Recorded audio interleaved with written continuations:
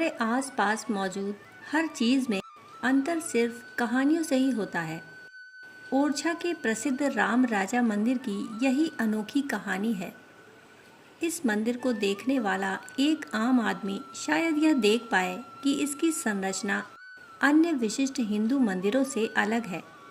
ऐसा इसलिए है क्योंकि यह मूल रूप से राजा मधुकर शाह की पत्नी रानी गणेश कुमारी का महल था और इस भव्य मंदिर को पहले रानी महल के नाम से जाना जाता था।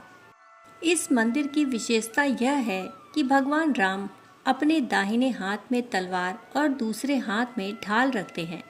श्री राम पद्मासन में बैठे हैं और उनका बायां पैर उनकी दाहिनी जांघ के ऊपर है। कई स्थानीय लोगों के अनुसार राम राजा मंदिर की कहानी इस प्रकार है। ओरछा के राजा मधुकर शाहजू देव वृंदावन के बांके बिहारी के भक्त थे, जबकि उनकी पत्नी रानी गणेश कुमारी, जिन्हें कमला देवी भी कहा जाता है, भगवान राम की भक्त थीं। एक दिन राजा और रानी भगवान कृष्ण के मंदिर गए, परंतु उस समय तक मंदिर बंद हो चुका था। रानी ने राजा से वापस चलने का आग्रह किया, परंतु राजा रुकना चाहते थे, इसलिए राजा और रानी दोनों ने ही वहीं रुकने का फैसला किया। वे भक्तों के एक समूह में शामिल हो गए जो मंदिर के बाहर भगवान कृष्ण की स्तुति गा रहे थे और नृत्य कर रहे थे। राजा और रानी भी प्रार्थना में शामिल हो गए और नाचने गाने लगे। ऐसा माना जाता है कि भगवान कृष्ण और राधा ने अवतार लिया और उनके साथ नृत्य किया और उस समय स्वर्ग से सुनहरे फूलों की वर्षा हुई। उस घटना के बाद राजा ने रानी को अपने साथ भगवान कृष्ण की भूमि ब्रज मथुरा चलने के लिए कहा, परंतु रानी अयोध्या जाना चाहती थी। राजा नाराज हो गए और उन्होंने रानी से कहा कि वह भगवान राम के बाल रूप की पूजा करना बंद कर दें और उनके साथ ब्रज चली जाए, परंतु रानी अड़ी रही। जिसके बाद राजा ने कहा कि आप राम से प्रार्थना करती रहती हैं, परंतु राम कभी भी हमारे सामने नहीं आते, जबकि भगवान कृष्ण और राधा ने हमारे साथ नृत्य भी किया था। यदि आप अयोध्या जाने की इतनी ही जिद्दी हैं तो जाइए, परंतु तभी लौटना जब आपके साथ राम का बाल रूप होगा, तभी मैं आपकी सच्ची भक्ति स्वीकार करूंगा। रानी ने प्रतिज्ञा की कि वह अयोध्या जाएंगी और राम के बाल रूप को लेकर लौटेंगी, अन्यथा वह अयोध्या की सरयू नदी में डूब जाएंगी। रानी ने महल छोड़ दिया और भगवान राम को अपने साथ ओरछा लाने के लिए पैदल ही अयोध्या की लंबी यात्रा शुरू कर दी।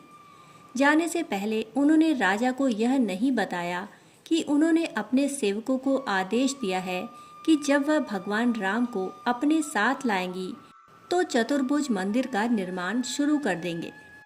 महारानी ने अयोध्या में 21 दिन तप किया। इसके बाद भी उनके आराध्य प्रभु राम प्रकट नहीं हुए तो उन्होंने सरयू नदी में छलांग लगा दी। कहा जाता है कि महारानी की भक्ति देखकर भगवान राम नदी के जल में ही उनकी गोद में आ गए। तब महारानी ने राम से अयोध्या से ओरछा चलने का आग्रह किया तो उन्होंने 3 शर्तें रख दी। पहली, मैं केवल पुष्य नक्षत्र में यात्रा करूंगा ताकि मैं ऋषियों के साथ ओरछा पहुंच सकूं। दूसरी, ओरछा पहुंचते ही मैं ओरछा का राजा बन जाऊंगा।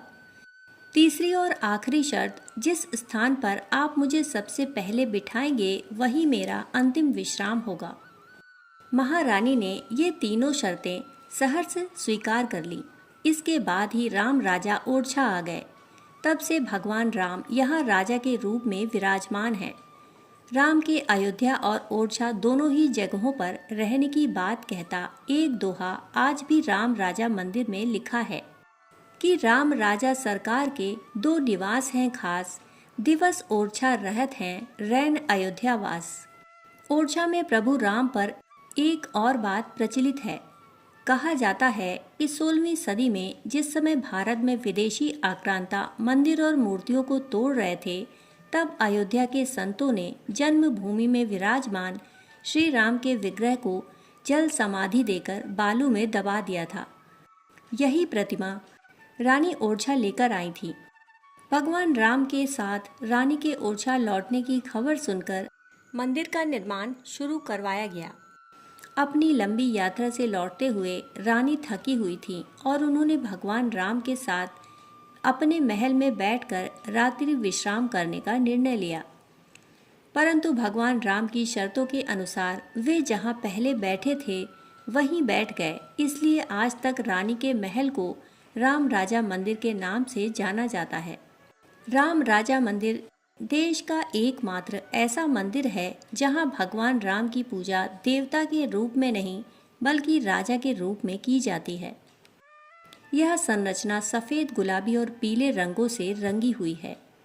शाम की आरती के दौरान भगवान को पहरेदारों द्वारा तोपों की सलामी दी जाती है। साहित्यकार राकेश अयाची कहते हैं कि 16वीं सदी में ओरछा के शासक मधुकर शाह ही एकमात्र ऐसे पराक्रमी हिंदू राजा थे जो अकबर के दरबार में बगावत कर चुके थे। इतिहास में यह बात दर्ज है कि जब अकबर के दरबार में तिलक लगाकर आने पर पाबंदी लगा दी गई थी, तब मधुकर शाह ने भरे दरबार में बगावत कर दी थी। उनके तेवर के चलते अकबर को अपना फरमान वापस लेना पड़ा। अयोध्या के संतों का यह भरोसा था कि मधुकर शाह की हिंदूवादी सोच के बीच राम जन्मभूमि का श्रीराम का यह विग्रह ओरछा में पूरी तरह सुरक्षित रहेगा। ओरछा में राम हिंदुओं के भी हैं और मुसलमानों के भी। 40 साल से ओरछा निवासी मुन्ना खान जो सिलाई का काम करते हैं, वह कहते हैं कि रोज दरबार में सजदा करता हूँ। हमारे तो सब यही हैं, राम उनके आराध्य हैं। ओरछा के ही नईम बेग भी राम को उतना ही मानते हैं जितना रहीम को। वे कहते हैं कि आपसी भाईचारा ऐसा ही रहे जैसा ओरछा के राम राजा दरबार में है। यही तो ओरछा के राम की गंगा जमुनी तहजीब है। ओरछा के राम श्रद्धा चाहते हैं, इसलिए उन्होंने विशाल चतुर्भुज मंदिर त्याग कर वात्सल्य भक्ति की प्रतिमूर्ति महारानी कुंवरी गणेश की रसोई में बैठना स्वीकार किया था। राम भक्त के भावों में बसते हैं, भवनों की भव्यता में नहीं। दोस्तों, कहानी सुनने के लिए आप सभी का बहुत बहुत आभार। फिर मिलते हैं ऐसी ही पौराणिक कहानी के साथ। तब तक के लिए धन्यवाद।